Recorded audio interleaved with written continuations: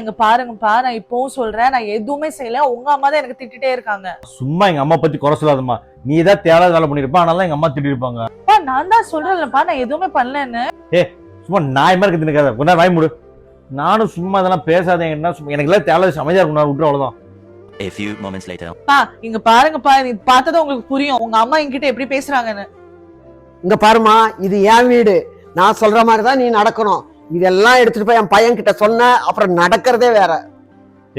எனக்கு இது மாதிரிலாம் தேவையில்லாத வேலை, எனக்கு டைம் இல்லாமா, போமா, என் டைம் வேஸ்ட் பண்ணாத. இப்போதான் எனக்கு புரியுதுப்பா, நீங்க உங்க குடும்பத்தை பத்தியும் உங்க அம்மா பத்தியும் தப்பான விஷயம் உங்க காதுலயே வாங்கிக்க மாட்டீங்கல்ல. என்ன இப்ப பார்த்தாலும் உங்க குடும்பம் உங்க அம்மா அப்படின்ற எங்களை மாதிரி இருந்து பாரு, அப்பதான் இந்த குடும்பத்துல நீ சந்தோஷமா ஜாலியா இருக்க முடியும். Many minutes later. மா உனக்கு என்ன தெரிஞ்ச எங்க அம்மா அப்படி பேசுவ நீ?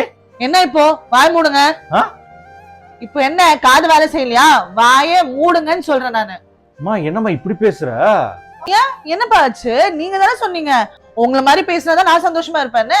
என் புருஷனோட குடும்பத்தும் எனக்கு இப்படிதான் பேச சொல்லிருக்காங்க, அதனால நான் இப்படிதான் பேச போறேன்.